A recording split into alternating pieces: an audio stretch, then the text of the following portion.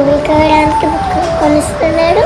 ఎప్పుడు daddy shop పెట్టుకుంటాడు, బాగా పైసలు చంపించి బుక్కులు కొనిస్తాడు.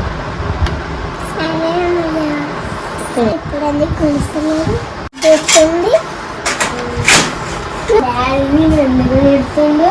డాడీ ఏ పని చేస్తలేడు. నేను ఎంత పని చేసి సాధారణ డాడీని ఎంత పని చేయాలి నేను ఒక్కదాన్ని. అది నువ్వు చెప్పుకో. డాడీ కూర్చున్నారు. ఏం చేయమంటావు? నేను పని చేసుకుంటే వచ్చి వీడు నీ బిడ్డ నీ కొడుకు అడుగుతారు మా డాడీ ఎందుకు పని చేస్తలేడు, ఏం సంగతి ఏం కదా అని అడుగుతారు. ఏం చెప్పాలి? సమాధానం చెప్పుకో. పిల్లలకు ఇట్లా పట్టుకొని కూర్చుంటే కాదు, సమాధానం చెప్తే పరిస్థితి వాళ్ళకు డౌట్ క్లియర్ అవుతుంది. ఏం చేస్తే ఆడిడ పని చేస్తున్నా కానీ పని చేసిన కాడ డబ్బులు రాలేవు. డబ్బులు వచ్చినాక నేను అందరికి పోరాళ్ళకు బుక్స్ అని కొనుక్కి. ఓకేనా? అది వాళ్ళకి చెప్పు. సరే వాళ్ళకు నువ్వు చెప్పు, నేను చెప్తే వాళ్ళకి అర్థం కాదు. ఓకేనా? ఏదో నువ్వే పిల్లడే చెప్పు, నేను పోతున్నా. ఓకేనా? పోయిండి ఇక పొయ్యాడ సోపతి గల్లతోటి కూర్చొని తాగుతాడు. Waste fellow. వేడి తాగోదు. మునకొడికి ఆ కళ్ళు తాగి వస్తాడు. వచ్చినాక రచ్చ చేస్తాడు. ఇంట్లో సామాన్లు కానీ ఏది పట్టించుకోడు. మాకు పప్పులు ఉప్పులు ఇలాంటి సామాన్లు ఏం లేడు.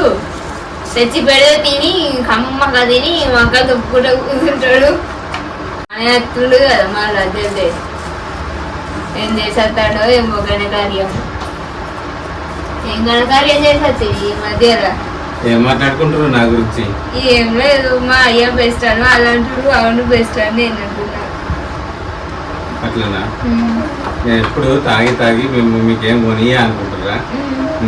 చూడు, నేను మా తాగుడు మర్చిపోయి ఇంట్లోకి మీ గురించి పప్పు చింతపండు తీసుకొచ్చిన.